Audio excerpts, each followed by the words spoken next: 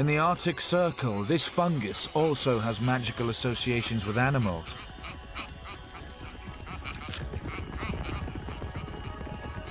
Fly agaric contains hallucinogenic chemicals and is a favorite food of reindeer.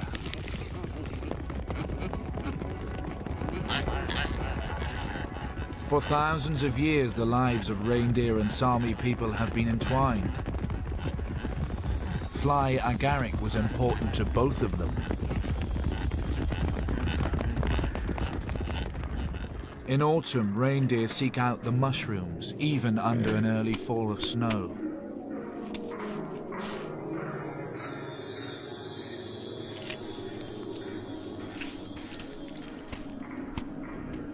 No one knows whether the reindeer are affected, but in the past, Sami shamans took fly agaric in their visionary rituals.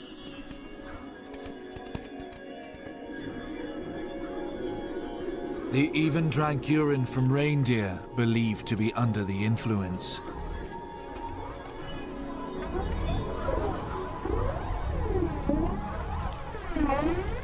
In trance, they contacted the great reindeer spirit.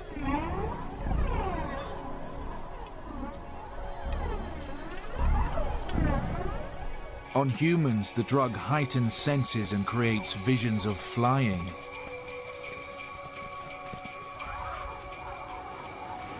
Some believe the greatest of all modern myths arose in the Sami's visionary flights of fancy. Perhaps early 19th century ideas drew on these stories to create a Christmas legend.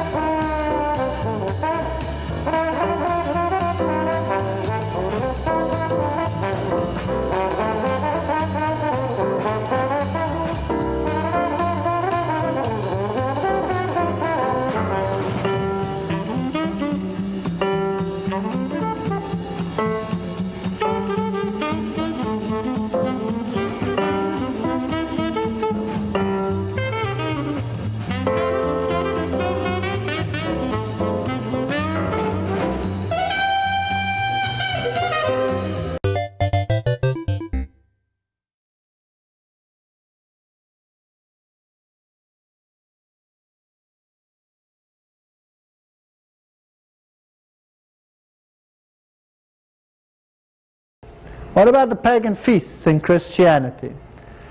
The solar symbol and the feasts of France, you had summer solstice and winter solstice. Those have become the feast of St. John. And the feast of the Immaculate Conception, where they jump over the fire. These are Roman Catholic festivals. They are pagan festivals. Here you have European sun worship and Druid worship, exactly the same thing, the lighting of the fire, the circular movement of the Druids. The Druids today are alive and well and living in Britain. Did you know that? And you know that Druid worship, well, let's not get into the details. Let me leave a little bit for later. It gets very exciting. The tower burning, that's the festival of St. John in Orbs. That is still used today. What about Christmas? Well, Christmas is celebrated everywhere. Christmas is a representation of the serpent who gives life to the tree Osiris, who was cut down, and through the life of the serpent, the life-giving serpent, the tree sprouts and gives rise to a young shoot. This was decorated with round globes and lighted up in ancient times to celebrate the rebirth of Osiris in the form of Horus. They would also take the log, which they called the Jewel log, and throw it in the fire, representing the death and the suffering of Osiris with his resurrection. The mistletoe, symbol of fertility and love. If you stand under the mistletoe and get kissed, that's it, you're in love. Well, what was the sacrifice to the gods on that particular day? The main sacrifice were two unclean animals. It was the goose and it was the pig. If you go to Europe, in Germany, the dinner for Christmas is the Christmas goose. If you go to England, it is the gammon.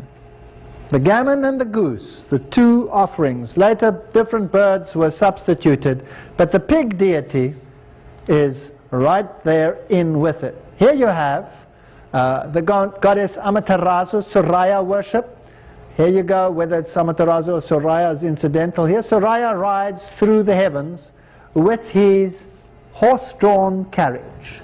And on the winter solstice, Soraya rides through the heavens drawn by his carriage.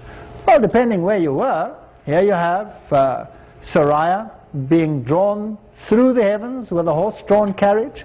If you were the god Zeus, for example, in Greece, then you were drawn through the clouds and through the sky on the solstice, which was the 25th of December. You were drawn through by a carriage drawn by goats. But if you lived in Scandinavian countries where there was snow, what do you think the animal was that drew the sun god through the skies on the 25th of December? Well, there you have the medallion of Cybele.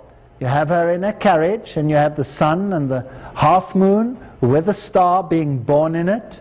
And there again you have the Indian miniature Soraya. It's exactly the same. Soraya, whether it is Cybele, or whether it is the one form of the deity or the other. If you go to the Versailles in France, Helios and his sun chariot coming out of the water, being carried away. These are the symbols. They celebrate Elijah's transformation as he's riding through the sky. They make a sun deity out of it. They take all the symbols of Christianity and change them to pagan symbols. Now here's the Hittite Rhyton. Can you see that? Same as in Scandinavia. The carriage was drawn by reindeer. Now where does that symbol come from? That's an interesting name, right? Santa. Now does that stand for saint, or is that sancta? Santa is something totally different. Santa, if you re-scramble that and you take this whole system into consideration, then you could also get Satan. What's the theology of Santa? Santa is taught to most children. He is omnipresent. He can visit hundreds of millions of homes in one night. He's omniscient. He monitors each child. He's all-seeing, all-knowing. He knows if they were good, if they were bad.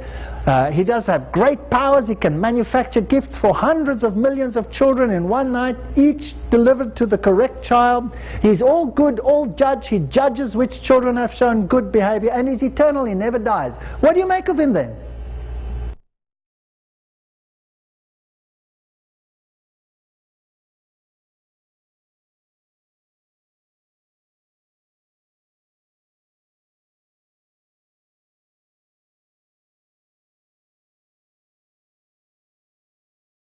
For the retail industry, Christmas really is the most wonderful time of the year. According to the National Retail Federation, Americans spend more than $600 billion on the holiday season. And there's one man in particular behind this consumerist fever. Since the 18th century, Santa Claus has been the mascot for Christmas. In his name, parents rush to the stores to fill their baskets with presents, which will be delivered by Saint Nick, making kids and companies very happy indeed. But when we tell children that Santa Claus exists, we may be sustaining a dangerous cultural phenomenon known as the Santa Claus syndrome. Ho, ho, ho! Thousands of years before Christmas became a commercial holiday, It was a sacred religious festival celebrating the birth of Christ, with its traditions rooted in pre-Christian practices. The traditional character of Santa Claus was popularized by Clement Clarke Moore's 1823 poem, "'Twas the Night Before Christmas," where a right jolly old elf flies from house to house on a sleigh led by reindeer, and leaves presents for good little girls and boys. In the 1840s, Santa Claus started featuring in newspaper advertisements for the holiday season. But it wasn't until the 1930s that this American icon truly became associated with festive consumerism. In 1931, the most successful soft drinks company in the world, Coca-Cola, commissioned a talented illustrator called Haddon Sundblom to reinvent Jolly St. Nick for its Christmas advertising campaign. More than 80 years on, Coca-Cola remains synonymous with the holiday season, rolling out its twinkling Christmas trucks every year in order to bump up sales at Christmas time. After Coca-Cola's commercial success, other brands, shopping malls, and superstores also began using Santa as their commercial emblem. Today, corporations depend on the lie that Santa will give their stores presents to children. A lie which is perpetuated by parents to make this time of year even more magical for their kids. Christmas is now the largest economic stimulus across the world, as consumers splash out on gifts for their friends and families, and children eagerly await a visit from St. Nick on Christmas Eve. But according to philosophy professor David Kyle Johnson, the Santa Claus lie is unjustified, damages parental trustworthiness, and perhaps most importantly, it encourages belief in the unprovable, and good behavior motivated by reward rather than morality. And this can have serious repercussions on society as a whole. On the other hand, pro-Santa critics like Melinda Moyer argue that belief in Father Christmas stimulates children's imaginations and strengthens critical thinking skills, which is beneficial to their development. However, imagination is not at play here. Parents are actually tricking their children to believe in Santa Claus. It is also arguable that this fantasy character enables no more critical thinking skills than bedtime stories or fairy tales do. So is this lie really necessary? Professor Scott Lowe provides evidence that, in actual fact, when a child discovers the truth about Santa, it can potentially erode parental authority, and possibly even destroy religious faith.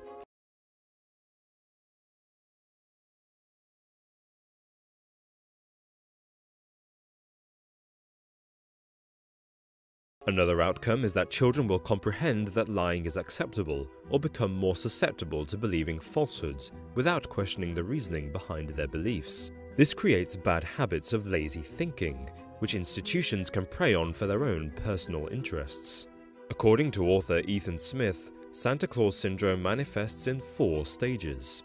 Stage 1 is the acceptance of lies posing as tradition, such as Santa Claus at Christmas.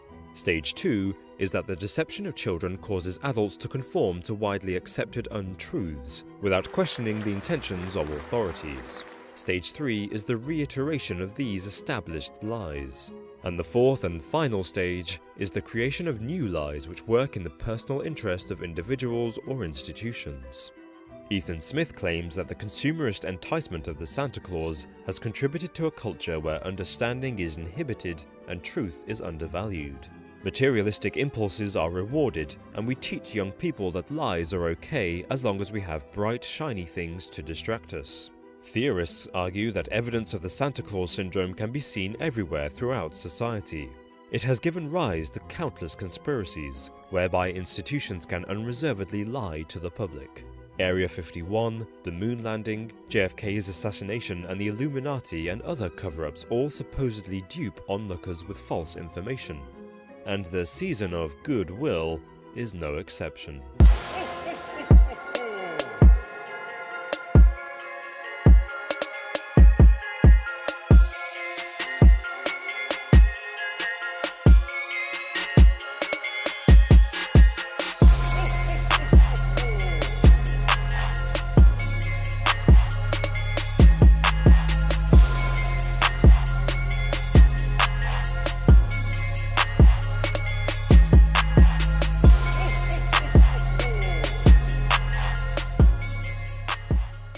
You think Christmas, you think Santa. And if you think Santa, why wouldn't you think of a bunch of guys who dress up as Satan and try to hit you with a chain?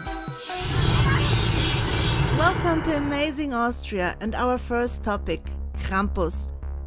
Here in Austria, Santa Claus is called Nikolaus and comes pre-Christmas on December 6th. And he doesn't care if you've been naughty or not, because he has a helper who deals with all the kids who did not behave. His name is Krampus, and he's basically the devil. Krampus shows up all over Austria on the eve of St. Nikolaus Day. He's often accompanied by Santa and some angels, and you will most likely meet him on events called Krampuslauf, where the whole village gathers around to meet the not quite friendly Christmas demon. Also, in some areas, he and Nikolaus go from door to door, so there is no point in hiding. If you've been talking back to your parents or not doing your chores, he will find you. Depending on the region, Krampus either carries a birch or a metal chain. And yes, he is going to use it. But still, Austrians love their Krampus. Therefore, you will find a selection of chocolate Krampuses in every supermarket in late November and early December. No Nikolaussackerl, the gift bag St. Nikolaus hands out, is complete without Krampus. And even if chocolate Nikolaus and chocolate Krampus are manufactured by the same company, there is no doubt that Krampus tastes a tiny bit better. There is also another Austrian tradition that is rooted in pagan customs called Schierperchten. Because why just have one diabolic figure to scare your children if you can have two? The tradition of Krampus and the Perchten has mixed in the early 1900s. And now even most Austrians have troubles to tell them apart because they look pretty much alike. So don't mind. And if you get the chance to meet either one of them, just go for it.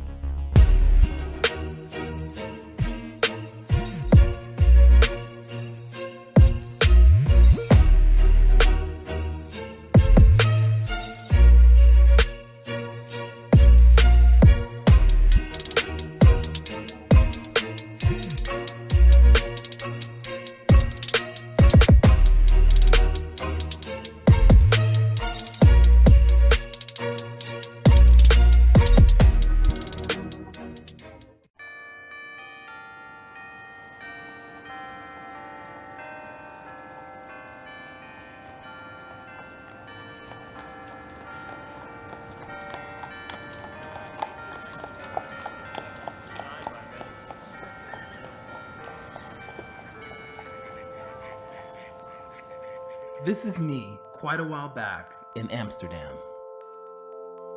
Ever since that visit, I fantasized about one day living in the Netherlands. In the country of tolerance, forward thinking, bikes, and Dutch apple pie. And now I'm back. I married a Dutchman. Things are looking pretty good, I think.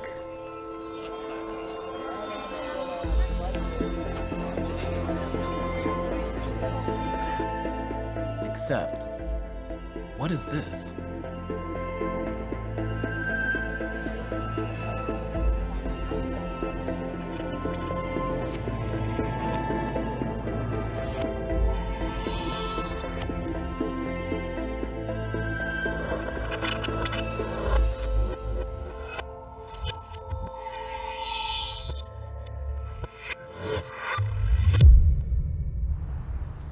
Santa Claus in the US and Sinterklaas in the Netherlands are both fairy tales. This is Sinterklaas. Oh yes, Santa Claus and Black Pete are as Dutch as tulips and Gouda cheese. The fairy tale unrolls every year in late fall, when Santa Claus and his Black Petes leave Spain and arrive in the Netherlands by steamboat. Kids get all worked up and eventually sleep deprived, until the evening of December 5th when they receive tons of gifts. My Dutch spouse tells me when he was a kid, Black Pete held a broom made of willow branches, used to spank naughty children, and a burlap bag in which the worst behaved kids would be taken back to Spain. But that all changed in the 70s, he says. Nowadays, Black Pete is all harmless fun. If you want to, you can see it as the slave, the bad guy that takes the children back to Spain. But do people not like Zwarte Piet? Oh no, they love them. People love Zwarte Piet. Yeah, because they give candy to the kids and they give the presents and they do funny So stuff. they don't see Zwarte Piet as bad. No. Other people do see it as bad, as discrimination, kind of that he's, I don't know, the slave of Sinterklaas. Or... But the problem is, you focus too much on the bad stuff. That's why it sounds so bad. But as a kid, it's more like a party.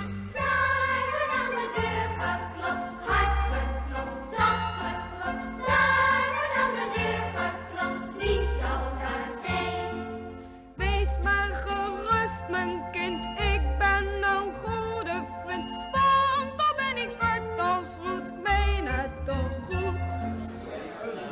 I must say, looking at it from my girlfriend, it's a bit different. She looks still very nice. We're a different couple, but still the same Black person. couple now. Yeah. Welkom. Hi, I'm Roger. Oké, Jan. Yeah.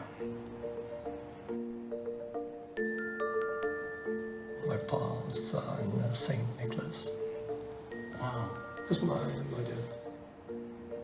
And I became a Black Pete. That's my pa. You should have saved a picture of yourself as Black Pete. No, I haven't. No. No. So in America, when they see Zwarte Piet, they're shocked. They don't know what our tradition is. In the history, there are a good man, Santa Claus, and there is an enemy, a devil. And the devil is black. But the devil was, in the history, a very angry person. Black, angry Black. person. But Black Pete is transformed to not a person who was angry, but a person who was friendly. So Black Pete was an angry black man. Yeah. And now he's a happy black man. Black Pete is not racism. Black Pete is not a slave. He is the friend of everyone. The earliest images of Zwarte Piet are from the mid-19th century in a book illustration for children. He is a black page, as you would have them in the 17th century, a servant to the social elite. Were these servants slaves? They were not free, so they were definitely slaves. But of course, they were not the same kind of slaves as those who worked on the plantation. Here you have a former ambassador to Morocco, and here is his slave. On the back of this painting is his name. He's called Thomas, and he's 15 years old. And he's wearing a metal collar around his neck, like a dog. Yeah. Once people become conscious of this, and you do realize that this figure roots in slavery, knowledge can turn something that's inoffensive at first, can make it offensive. That's what's happening right now in the Netherlands, Yes. I think. But, Yes. but there's a huge group of people who don't want to know. Okay, perhaps that's true. Slavery in the Netherlands here. Yeah, not here, but in the south of America. There were no slaves here in the Netherlands. No. No. No.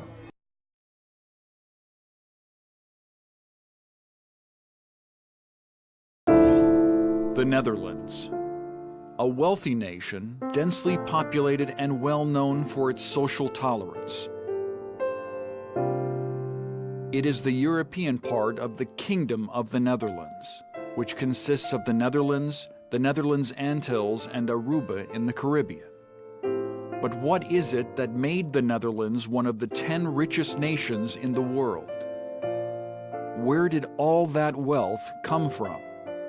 What is the origin of the Dutch royal family's fortune of an estimated $8 billion?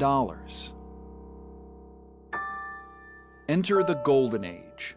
The Dutch history books speak fondly about the era of great prosperity that spanned the 17th century. By 1750, the Netherlands was the foremost commercial and maritime power of Europe, turning Amsterdam from an insignificant fisherman town into the financial center of the world. It also represents the golden age of Dutch art, with painters like Rembrandt and Vermeer. Dominating the world trade, the Dutch established a great colonial empire, and operated the largest fleet of merchants of all Western nations. Under supervision of the Dutch East India Company, huge profits returned from the East Indies. The Dutch soon governed their territories in order to maintain the trade. Less prominent in the Dutch history books is the story about the West India Company, the government-incorporated trading organization that would share the world trade with its East India counterpart. It is a dark chapter in the Dutch history, a story about how the Dutch enriched themselves through transatlantic slave trade, piracy, and smuggling. The West India Company was founded in 1621 and was given authority to conduct business and military action in West Africa and the Americas. Initially trading tobacco, sugar, and gold, the Dutch soon excelled in the trading of African slaves. Although the West India Company formally did not engage in slave trading prior to 1630, in 1619, American colonist John Smith recorded, "About the last of August came a Dutchman that sold us 20 neggers." The ships of the West India Company sailed a route that became known as the Triangle Voyage. This journey started in one of the many Dutch harbors and took the ships to the Dutch forts on the African Gold Coast. Slaves were bought or traded, and as many as 700 African slaves were loaded as merchandise in each ship, and were referred to as heads, as in heads of cattle. From Africa, the ships would cross the Atlantic, sailing towards the island of Curaçao, the Dutch colony that had grown into the biggest slave depot in the Caribbean by the 1650s. The hard conditions on board, poor nutrition, and disease caused a 20% death rate among the enslaved Africans. In the reported tragedy of 1738, the Dutch slave ship Loosden sinks in front of the Suriname coast. As the crew heads for the lifeboats, 702 of the 716 slaves aboard drown, locked into the deck below. For those who made it, their future didn't seem a lot better. The weaker slaves were usually auctioned off early. The prime slaves were sold individually to the highest bidder, separated from their families. They were sold for about $100 per person, and merchants would ship them to the plantations in Suriname, Brazil, and other colonies, facing a life of endless, forced hard labor. After the ships were loaded with sugar, gold, or tobacco, they returned to the Netherlands, making the triangular voyage complete. Although the Dutch history books repeatedly tell us the profits from slave trading were minimal, eventually many ships returned without cargo. The profits were so high, the merchants didn't even bother to reload their ships at all. After the monopoly of the West India Company on the transatlantic trade had ended, the Middelburg Commercial Company and the WIC caused the Dutch to dominate the transatlantic slave trade from 1750 to 1775. In this period, the Netherlands became the #1 supplier of slaves to Spanish colonies in the Americas. The Dutch slave trade, piracy, and smuggling enriched the reigning Dutch royal family. In the early 17th century, Prince Frederick Hendrik orders the construction of many palaces and builds up an astonishing art collection. Formally, Prince Willem V was the last member of the Dutch royalty who profited substantially from the slave trade up to the early 19th century. In 1814, the Kingdom of the Netherlands officially ends its participation in the Atlantic slave trade, partially because of the declining profits. But slavery in the colonies is not abolished until 1863, being the last nation in Europe to end slavery. Even up until 1873, the freed slaves are under government supervision, forced to work on the same plantations for a salary to avoid the collapse of the Dutch sugar industry. In 2002, Queen Beatrix opens the Dutch National Monument of History of Slavery during a chaotic ceremony where many descendants of slaves are denied participation. Up until this day, neither the Dutch royal family nor the Dutch government officially apologized for their role in the transatlantic slave trade.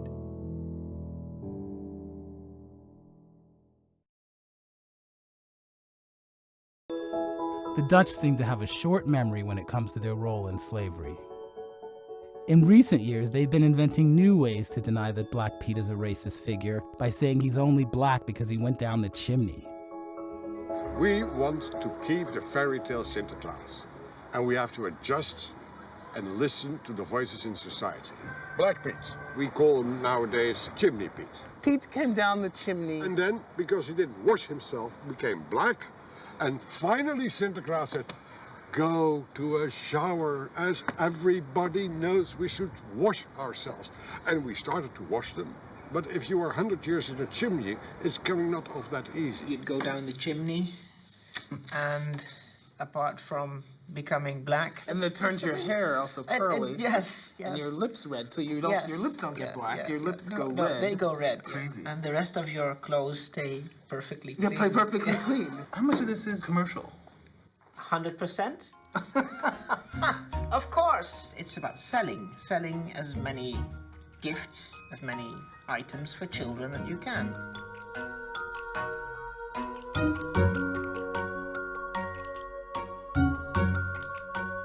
In the United States, we're all too familiar with using racist and demeaning caricatures for profit. Blackface was wildly popular in entertainment and advertising starting in the mid-1800s. This was a clever way to dehumanize an entire race, fresh off the heels of slavery. I ain't drink nothing but water. These images are hard to forget. They have always made me feel less than human. I spent a lifetime fighting those feelings. And now I'm confronting them again. I can't imagine what it's like for Black people in the Netherlands to still be fighting this struggle. We went to Dordrecht, and there they have the National Parade. So the Sinterklaas figure and his black-faced actors show up, and we went to the square where the parade would end. Well, the cops said, hey, you guys need to move. They said, you've been told to leave already and you need to go now. And we were like, no, we have the right to stand here like everybody else. And before I knew it, I was on the ground. 5 of them were on me. They were hitting me in the kidneys, they were stomping me, they were pulling at my arms, and they dragged me through the street into an alleyway. And in the alleyway, they pepper sprayed me twice, and then they arrested me and they put me in a police station in a cell for 6 hours. That's not good. That is not a part of a fairy tale. And it is not a part of a children tradition. Whoever says, you know what, we should use kids as a shield not to talk about difficult issues, they're pretty much deluding themselves and thinking that that's the right way to go at it. Because kids are at the root of why it needs to change. I simply do not agree. This is a old children's tradition. Sinterklaas and Zwarte Piet, Black Pete. And it is not Green Pete or Brown Pete, it is Black Pete, so I cannot change that. My friends in the Dutch Antilles, they are very happy when they have Sinterklaas because they don't have to paint their faces. When I'm playing for Black Pete, I'm for days trying to get off the stuff on my face. Prime Minister. A Prime Minister. Because what I said is that Black Pete is black, and I cannot change that, because the name is Black Pete. This is a old children's tradition, Sinterklaas and Zwarte Piet, Black Pete. And it is not Green Pete or Brown Pete, it is Black Pete, so I cannot change that. When we were in Gouda, hundreds of white people in blackface, and I was standing there.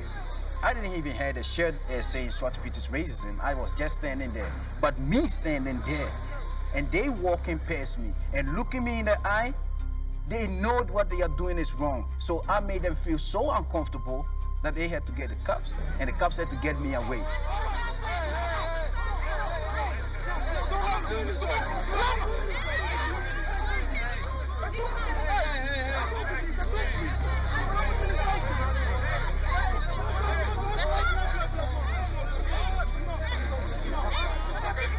This one says, when the police arrested you, they made one mistake, and that's that they forgot to use their weapon on you.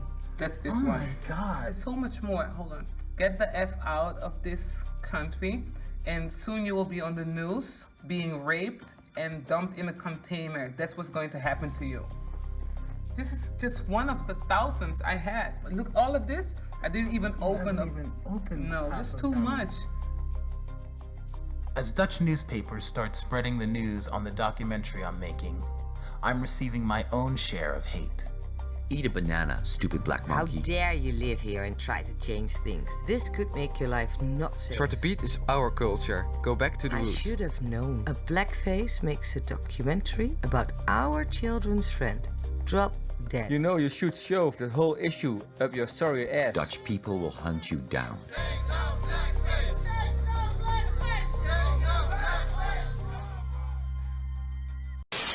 Those in the Netherlands who defend Black Pete argue that it can't be changed because it's a tradition that's been around forever.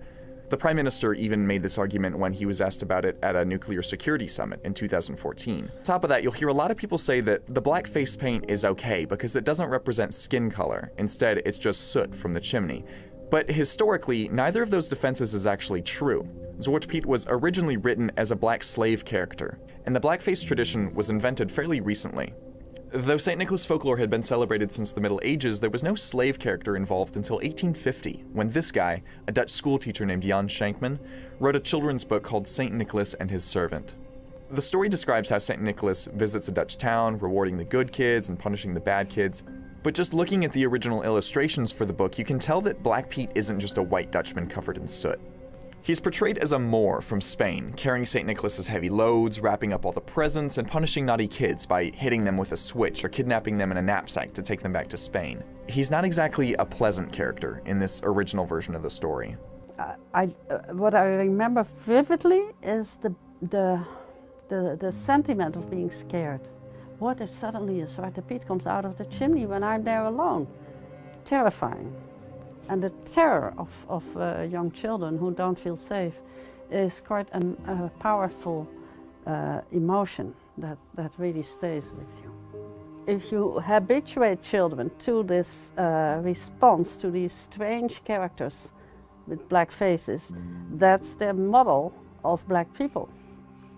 When Schenkman wrote his children's book, slavery was still alive and well in the Dutch colonies. It wasn't abolished for another 13 years in 1863, and even then, slaves had to work for another 10 years as reparations to the slaveholders. The government treated abolition as a financial inconvenience. Beyond Dutch history, blackface originated for the purpose of mocking and dehumanizing black people. In minstrel shows in the mid to late 1800s, white actors would use black grease paint on their faces to depict black people on stage. You could watch minstrel shows like this as recently as 1978 on BBC.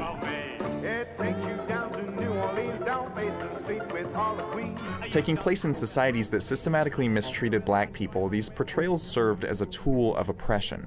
Though Black Pete is the most beloved blackface character in European culture, he's not the only one. If you look at Belgian comic strips like Tintin, French ones like Asterix and Obelix, or Dutch ones like George and Jimmy, you can see versions of blackface caricatures everywhere. Black Pete, no matter how innocent the Dutch might think him to be, normalizes these portrayals. Of course it is political. You don't invent a tradition like this in innocence. It's really common to hear stories about black people being called Zwarte Piet by children. It also serves as a basis for racialized bullying in schools. Black children are hurt, and parents are keeping their children home from school rather than send them to grow up with this stereotype that makes them feel that they're inferior to the white kid. And it's common to hear people saying that black people in the Netherlands are totally okay with it, that their black neighbor or black friend actually likes it. Here's Prime Minister Rutte, again, making that argument. I can only say that my friends in the Dutch Antilles, they are very happy when they have Sinterklaas because they don't have to paint their faces. And when I'm playing for Black Pete, I'm for days trying to get off the stuff on my face.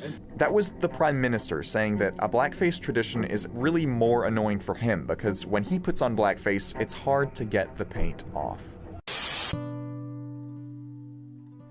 Public opposition to Black Pete has been building since the 1970s. When Suriname won its independence in 1975, almost a third of the population moved to the Netherlands in order to keep their Dutch citizenship. A lot of those people were of African ancestry, and demographic changes brought a change in the way people talked about Black Pete.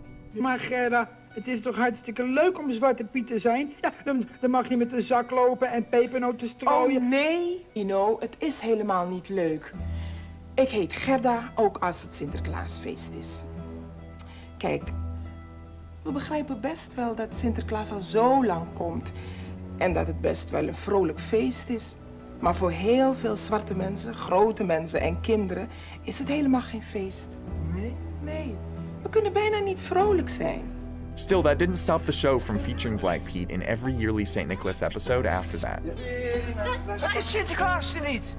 Protest grew, steadily, getting international attention in 2011 when two protesters from an awareness campaign called Zwarte Piet is Racism were violently arrested in the city of Dordrecht.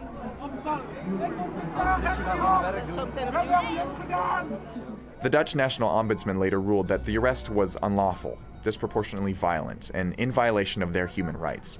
If you have eyes and you have a little heart, you will know that this is wrong. That's Jerry Afriyie. He was one of the two protesters arrested. What we are fighting is institutional racism, approved by the government, approved by the police, approved by professionals, approved by schools. Everywhere, this is so much embedded in the whole society that it makes it very difficult to bring changes to it. And everyone is using their power to suppress us. And it's very difficult. Afriyie lost his job as a security guard after being arrested at a protest a few years ago, but he's kept showing up to demonstrate. Just a week after we spoke, he was violently assaulted by police again at a protest in the city of Rotterdam.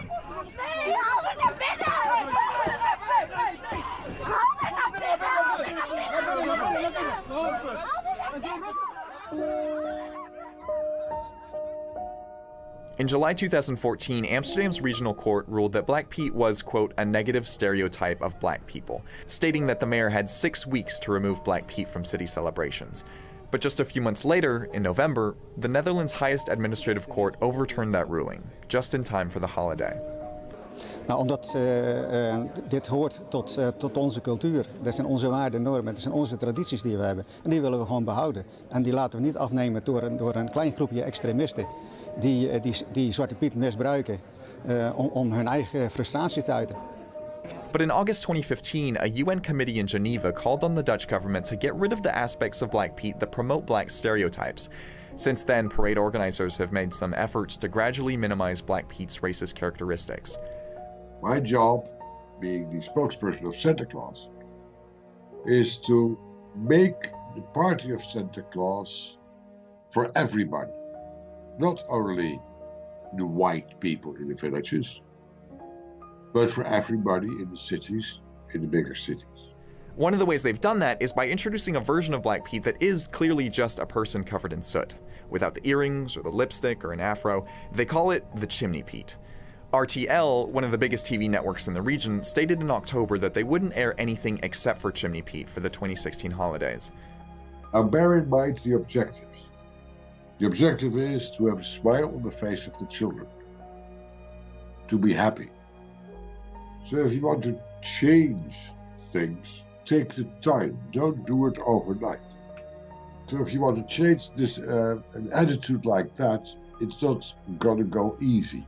And in an unexpected announcement, the team organizing the parade in Amsterdam said Chimney Petes would replace all Black Petes in 2016.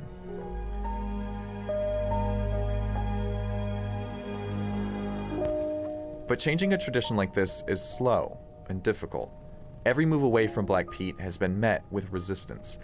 A Jamaican researcher on the UN panel was met with a flurry of racist emails after their statement was released. A group in the northern Netherlands that was planning on dressing as multicolored rainbow Petes had to cancel their plans after getting death threats. And a Dutch contestant at the 2013 Eurovision music competition received racist messages and death threats after she spoke out against the custom. And how could you possibly make this such a big deal? Because they have been trained this way in childhood. People defend the tradition because it was important to their childhood, and they want to pass it on to their children. But understanding the impact this has on children could also be the key to changing public opinion. Just this year, the National Children's Ombudsman released a report arguing that the tradition violates children's rights regarding equal treatment and protection from discrimination. It has tormented a lot of black people, even children, who start to hate their own skin color, you know, who come home to the parents crying and saying stuff like, I don't want to be black, you know, it's dirty, You know, people are calling me Swart Pete, that I'm dirty, my skin color. You know, it's very confusing and dramatic. This is a Chucky Beat production.